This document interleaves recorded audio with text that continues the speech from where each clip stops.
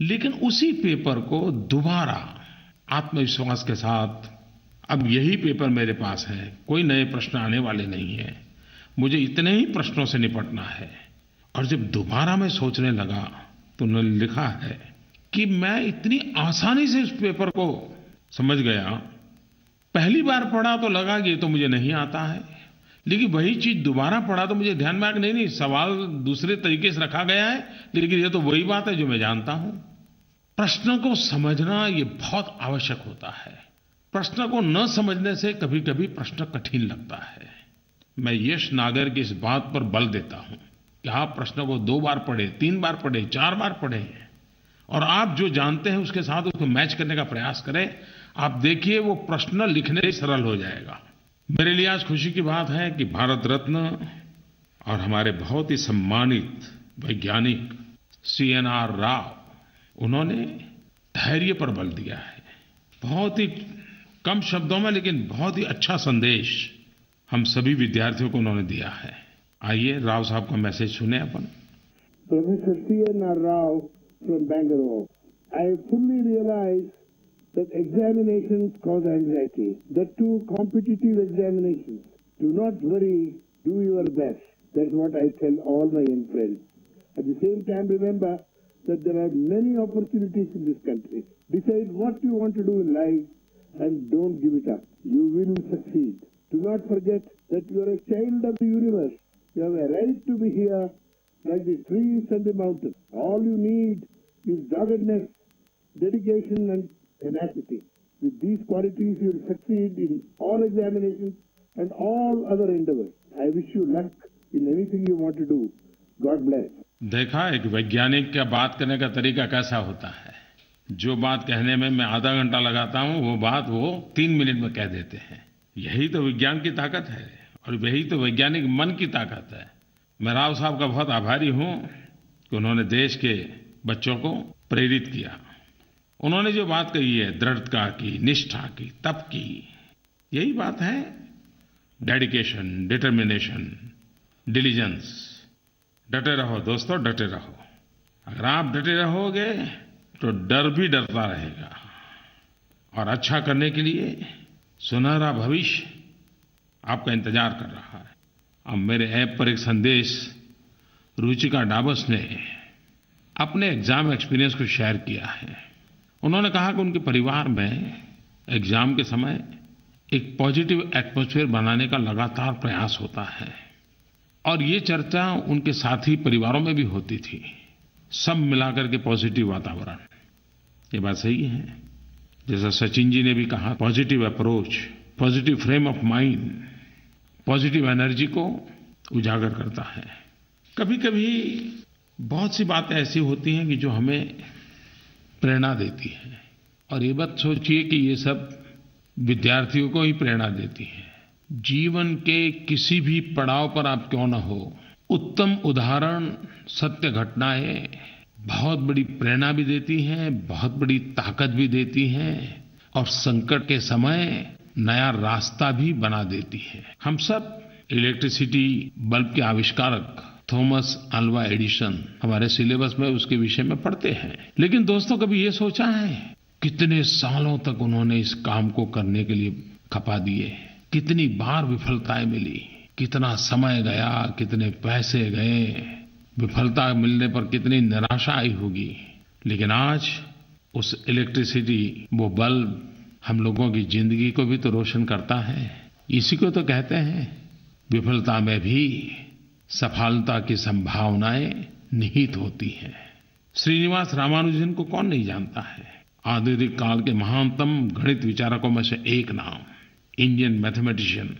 आपको पता होगा उनका फॉर्मल कोई एजुकेशन मैथमेटिक्स में नहीं हुआ था, कोई विशेष प्रशिक्षण भी नहीं हुआ था, लेकिन उन्होंने मैथमेटिकल एनालिसिस, नंबर थियरी जैसे विभिन्न क्षेत्रों में गहन योगदान किया। अत्यंत कष्ट भरा जीवन, दुख भरा जीवन, उसके बावजूद भी वो दुनिया को बहुत कुछ देकर के गए।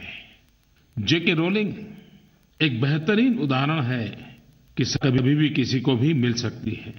हैरी पॉटर सीरीज आज दुनिया भर में लोकप्रिय है, लेकिन पेरेंट्स और टीचर्स के सपोर्ट सिस्टम के बिना अकेला विद्यार्थी, ये स्थिति अच्छी नहीं है। टीचर हो, पेरेंट्स हो, इवन सीनियर स्टूडेंट्स हो, ये सब मिलाकर के हम एक टीम बन के, यूनिट बन के, समान सोच के साथ योजनाबद्ध तरीके से आगे बढ़ें तो परीक्षा सरल हो जाती है। श्रीमान केशव वैष्णव ने मुझे ऐप पर लिखा है, उन्होंने शिकायत की है कि पेरेंट्स ने अपने बच्चों पर अधिक मार्क्स मारने के लिए कभी भी दबाव नहीं बनाना चाहिए, सिर्फ तैयारी करने के लिए प्रोत्साहित करना चाहिए। वो रिलैक्स रहे, इसकी चिंता करनी चाहिए।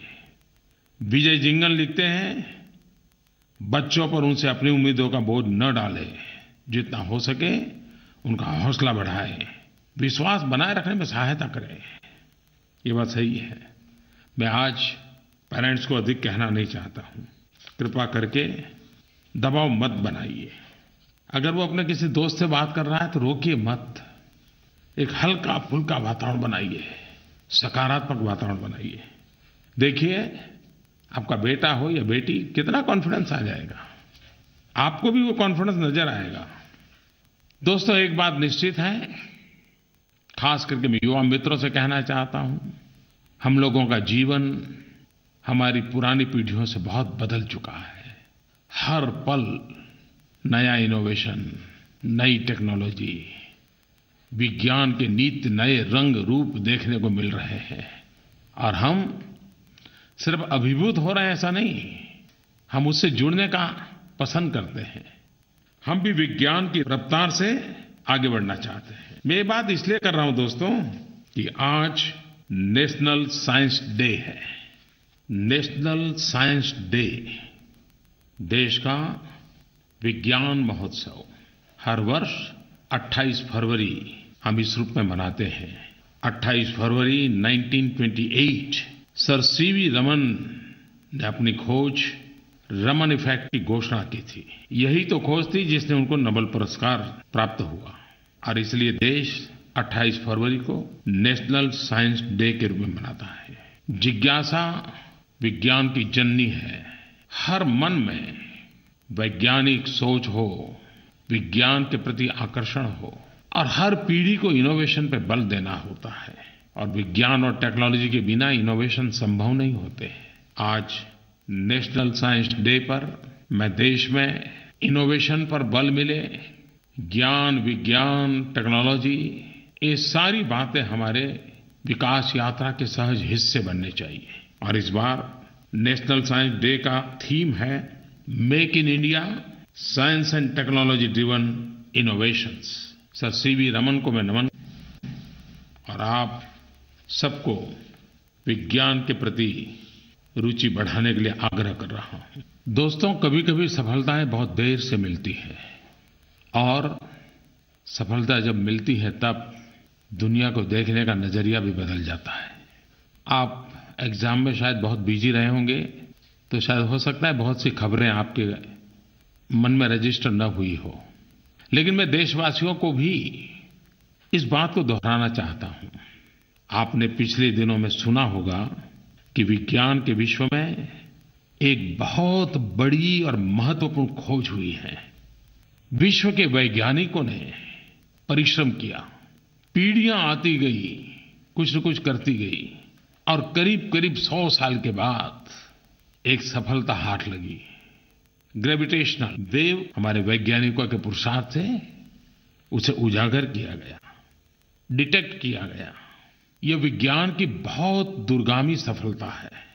यह खोज न केवल पिछली सदी के हमारे महान वैज्ञानिक आइंस्टाइन की थ्योरी को प्रमाणित करती है, बल्कि फिजिक्स के लिए महान डिस्कवरी मानी जाती है।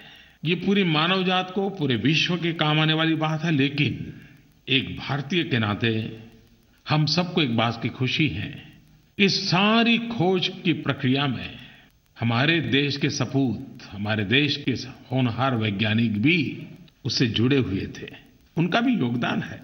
मैं उन सभी वैज्ञानिकों को आज हृदय से बधाई देना चाहता हूं, अभिनंदन करना चाहता हूं। भविष्य में भी इस खोज को आगे बढ़ाने में हमारे वैज्ञानिक प्रयासरत रहेंगे। अंतर्राष्ट्रीय प्रयासों में भारत भी हिस्सेदार बनेगा। और मेरे देशवासियों, पिछले दिनों हमने एक महत्वपूर्ण निर्णय किया है।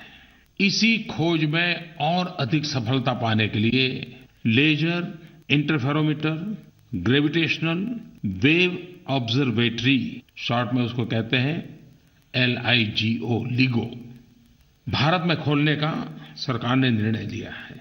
दुनिया में 2 स्थान पर इस प्रकार की व्यवस्था है, भारत तीसरा है।